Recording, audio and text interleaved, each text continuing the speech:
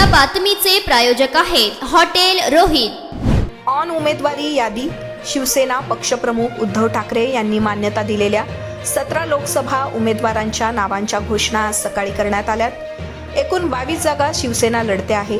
उरलेली 5 नावं येत्या 2 दिवसात जाहीर केली जातील। हातकलंगण्यामध्ये स्वाभिमानी राजू शेट्टी यांनी पाठिंबा दिलाय। कोणताही तिढा नाही। शिवसेनेनं ज्या जागेवर जागेची घोषणा केली तिथे कोणताही तिढा आहे असे वाटत नाही। रामटेकला आमचे खासदार 4 किंवा त्यापेक्षा जास्त निवडून आले आहेत। शिवसेना मोठा पक्ष आहे। कोल्हापूर आमच्या हक्काची जागा आहे। तिथे आम्ही 30 वर्ष जागा लढत आहोत। यावेळी ती सिटिंग जागा होती। छत्रपती शाहू महाराजांचं नाव पुढे आल्यावर आणि काँग्रेसच्या चिन्हावर आम्ही लढत आहे असं समजल्यावर ती जागा सोडली। ऑन वंचित बहुजन आघाडी आम्ही अखेरपर्यंत वंचित बहुजन आघाडी माननीय बाळासाहेब आंबेडकर यांच्यासाठी थांबलो आहोत आणि अजूनही थांबलेले आहोत। आम्ही त्यांना 5 जागांचा प्रस्ताव कालपर्यंत दिलेला आहे। अजूनही त्यांच्याशी चर्चा होऊ शकते अशी त्यांनी पक्षांची भूमिका व्यक्त केली आहे। आम्हाला असं वाटतं या देशाच्या लढाईत प्रकाश आंबेडकरांनी आमच्याबरोबर असावं। फक्त आंबेडकर समाजाचे नाही तर या देशाचा आणि महाराष्ट्राच्या तमाम जनतेची ही अपेक्षा आहे। आपण सगळ्यांनी एकत्र असावं। ऑन विजय करंजकर विजय करंजकर हे शिवसेनेचे ज्येष्ठ आणि निष्ठावंत असे शिवसेनेचे पदाधिकारी आहेत। अत्यंत कडवट शिवसैनिक आहेत आणि अनेक नावांचा विचार झाला, मात्र नाशिकमध्ये आता त्यांचं नाव आघाडीवर आहे। ऑन अंबादास दानवे मला वाटत नाही कोणाची नाराजी आहे। लढण्यासाठी इच्छा व्यक्त करणे हा अपराध नाही। उमेदवारी ही एकालाच द्यावी लागते। ऑन जळगाव लोकसभा जळगाव, पालघर, कल्याण, डोंबिवली, मुंबई उत्तर या जागांची चर्चा पूर्ण झाली आहे। उद्यापर्यंत नावे जाहीर करू। ऑन नरेंद्र मोदी मी कोणत्याही आक्षेपार्ह विधान नरेंद्र मोदी यांच्याविषयी केलेलं नाही। दिल्लीचा एकंदरीत कारभार आता उरगली पद्धतीचा आहे किंवा औरंगजेबी पद्धतीचा आहे। याला आक्षेप घेण्यासारखं काय आहे? त्याला हुकुमशाही बोलतात। औरंगजेबाचा कारभार हिटलरचा कारभार म्हणतात। आम्ही महाराष्ट्रात आहोत, आम्ही औरंगजेबाचा कारभार बोलतो। On Amol Kirtikar ED summons जे केजरीवाल यांच्या बाबतीत होते तेच महाराष्ट्रात मुंबईमध्ये शिवसेना आणि राष्ट्रवादी व काँग्रेसच्या बाबतीत घडत आहे। अमोल कीर्तीकर असतील किंवा इतर सगळे असतील कोणत्याही दबावाला बळी पडणार नाही। तुम्ही ईडी लावा, आणखीन काही लावा, ही तुमची हत्यारं बोथट ठरतील। केजरीवाल मुख्यमंत्री म्हणून तुरुंगातून काम करत आहेत व त्यांची लोकप्रियता ही मोदींपेक्षा जास्त झाली आहे। शुभ बोल रे नाऱ्या असं आम्ही बोलतो। अमोल कीर्तीकर यांच्या पाठीशी संपूर्ण शिवसेना ठामपणे उभी आहे। दहशतवाद दबावाला झुकणारी आम्ही नाहोत। संजय राऊत खासदार। जय महाराष्ट्र बोला।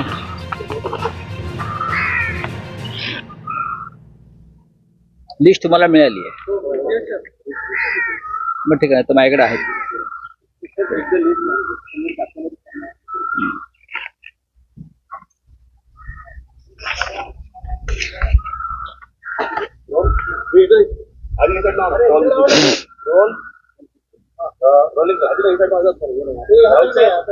शिवसेना उद्धव बाळासाहेब ठाकरे या पक्षाच्या लोकसभा निवडणुकीच्या उमेदवारांची घोषणा 17 उमेदवारांची घोषणा केली आहे। काय तपशील सांगा? माननीय शिवसेना पक्षप्रमुख उद्धव ठाकरे यांनी मान्यता दिलेल्या 17 लोकसभा उमेदवारांच्या नावांची घोषणा आज सकाळी शिवसेनेकडून करण्यात आलेली आहे। ही 17 नावं आपल्यापर्यंत आली असती तर मी परत एकदा आपल्याला ती मी वाचून दाखवतो। बुलढाणा प्राध्यापक नरेंद्र खेडेकर, यवतमाळ वाशिम संजय देशमुख, मावळ संजोग वाघेरे पाटील, सांगली चंद्रहार पाटील, हिंगोली नागेश पाटील अष्टीकर, संभाजीनगर चंद्रकांत खैरे, धाराशिव ओमराजे निंबाळकर, शिर्डी भाऊसाहेब वागचौरे, नाशिक राजाभाऊ वाजे, रायगड अनंत गीते, सिंधुदुर्ग रत्नागिरी विनायक राऊत, ठाणे राजन विचारे, मुंबई ईशान्य संजय दिना पाटील, मुंबई दक्षिण अरविंद सावंत, मुंबई वायव्य अमोल कीर्तीकर, परभणी संजय जाधव, आणि मुंबई दक्षिण मध्य श्री अनिल देसाई अशा 17 नावांची घोषणा माननीय शिवसेना पक्षप्रमुख उद्धव ठाकरे साहेबांनी केलेली आहे आणि एकूण 22 जागा शिवसेना लढते आहे साधारण. उरलेली जी नावं आहेत 5 ही येत्या 2 दिवसात जाहीर केली जातील. त्याच्यामध्ये मग पालघर असेल, कल्याण डोंबिवली असेल, त्यानंतर मुंबई उत्तर असेल, हातकलंगणे असेल, अशी जी काही पालघर आहे उमेदवार निश्चित झालेले आहेत. पण त्या संदर्भात नावांची घोषणा ही येत्या 24 तासात किंवा पुढल्या अजून 2 दिवसात होईल. हातकलंगणेमध्ये लोकसभा मतदारसंघात स्वाभिमानी शेतकरी संघटनेचे राजू शेट्टी यांनी महाविकास आघाडीचा पाठिंबा मागितलेला आहे. ती जागा शिवसेनेकडे आहे आणि त्या संदर्भात आम्ही एकत्र बसून विचार करू आणि मग माननीय उद्धव ठाकरे त्या संदर्भात निर्णय घेतील. दोन जागा आहेत त्या, सांगली आणि उत्तर पश्चिम. सांगली काँग्रेसचा दावा आहे, उत्तर पश्चिम मध्ये काँग्रेस मुंबई माजी अध्यक्ष संजय निरुपम हेही दावा करतात. त्या 2 जागा पिढ्याच्या आहेत. तुम्ही घोषित कोणताही तिढा नाही.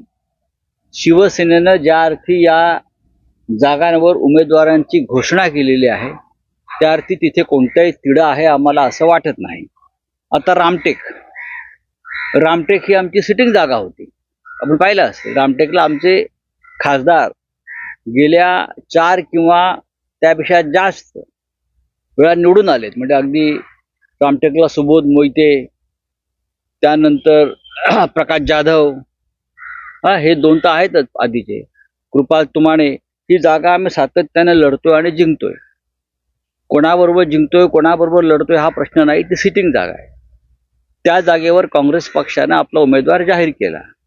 त्याच्यावरती आम्ही कोणत्याही प्रकारचा आक्षेप घेतला नाही, कारण चर्चेतून तो प्रश्न सुटला होता. त्या बदल्यामध्ये आम्ही ईशान्य मुंबई जागा लढू असं त्यांना सांगितलं.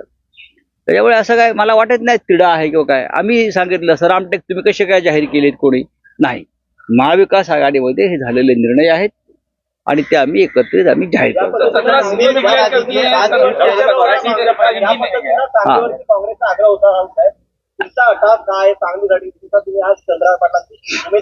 नाही, स्वतः चंद्रहार पाटलांच्या प्रचारासाठी शिवसेनेचे पक्षप्रमुख उद्धव ठाकरे सांगलीत जाऊन त्यांनी सगळ्यात पहिली मोठी प्रचार सभा घेतली मिरजेत आणि मिरजच्या प्रचंड सभेत त्यांनी चंद्रहार पाटील यांची उमेदवारी जाहीर केली. पश्चिम महाराष्ट्रामध्ये आमच्याकडे जागा नाही. शिवसेना हा मोठा पक्ष आहे. कोल्हापुरी आमची हक्काची जागा होती, तिथे आम्ही साधारण 30 वर्षे ती जागा आम्ही लढतो आहोत. यावेळेला ती सिटिंग जागा होती, पण छत्रपती शाहू महाराजांचं नाव पुढे आल्यावर आणि ते काँग्रेसच्या चिन्हावर लढतायत असं त्यांनी सांगितल्यावर आम्ही त्याच्यामध्ये कोणताही वादविवाद न करता आम्ही ती जागा काँग्रेससाठी सोडली. कारण महाविकास आघाडीचा निर्णय होता. हातकलंगणेवर चर्चा सुरू आहे राजू शेट्टी यांच्याशी. त्याच्यामुळे पश्चिम महाराष्ट्रामध्ये आमच्याकडे एखादी जागा असावी आणि सगळ्यांनी मिळून त्या जागेवरती विजय मिळवावा अशी आमची भूमिका आहे आणि त्यानुसार सांगलीची जागेची आम्ही मागणी केली आणि मला असं वाटतं तो विषय संपलेला आहे.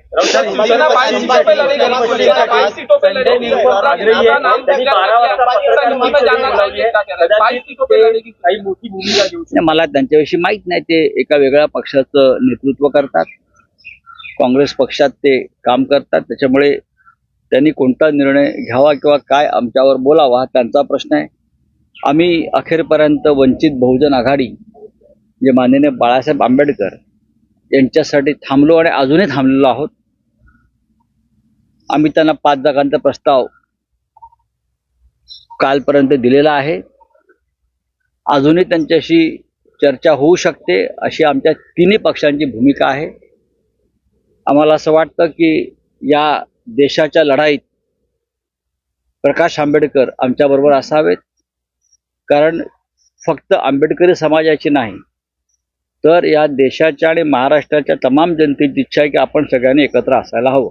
तर त्या 5 जागा नेमक्या कोणत्या आहेत? कारण की प्रकाश आंबेडकर वारंवार असं बोलतात की 2 जागा 2च दिल्या जातात, मात्र बाकीच्या जागा आहेत त्या अशा दिल्या जातात की विनिंग नाहीये. विनिंग आणि अनविनिंगचा अर्थ मला कळत नाही. प्रत्येक जागेवरती संघर्ष आणि लढाई असते. आज बारामती सारखी जागा सुद्धा आपल्याला संघर्ष करावा लागेल आणि वाराणसीमध्ये नरेंद्र मोदी यांना सुद्धा लढावंच लागेल, बिनविरोध होणार नाही. लढण्याची जिद्द आणि उमेद असेल तर आपण प्रत्येक जागा जिंकू शकतो आणि महाराष्ट्रातल्या 48 जागा जिंकण्याचा आमचा मानस आहे. त्याच्यामध्ये माननीय प्रकाश आंबेडकर यांना सोडलेल्या 5 जागाही आहेत. अकोल्यासह 4 जागा ज्या आहेत त्या प्रत्येक जागेवर आम्ही जिंकणार या जिद्दीने आम्ही उतरतोय. माननीय प्रकाश आंबेडकर आणि त्यांचा पक्ष जर त्या निवडणुकीत उतरणार नसेल तर त्या जागा महाविकास आघाडीला लढवून जिंकाव्याच लागतील. म्हणजे जागा जिंकणाऱ्याच आहेत. नाशिकमध्ये जे करंजकर यांचं नाव सर्वाधिक चर्चेत होतं, जे नाव समोर येत आहे राजाभाऊ वाजे, तर काय असं झालं की हे नाव विजय करंजकर हे शिवसेनेचे ज्येष्ठ आणि निष्ठावंत असे शिवसेनेचे पदाधिकारी आहेत. आपल्याला माहित असेल की राज्यपाल नियुक्त आमदारकीसाठी सदस्यासाठी विधान परिषदेत जी नावं पाठवली होती त्यात विजय करंजकर यांचंही नाव होतं. ते त्यामुळेच अत्यंत कडवट शिवसैनिक आहेत. अनेक नावांचा विचार झाला नाशिकमध्ये, त्यात त्यांचं नाव आघाडीवर होतं हे नक्की आहे. त्याच्यामुळे कोणाला कापून किंवा कोणाला घरी बसून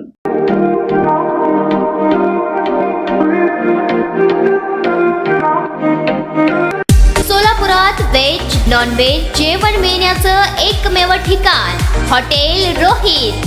चवीला टेस्ट हॉटेल रोहितचे जेवण बेस्ट.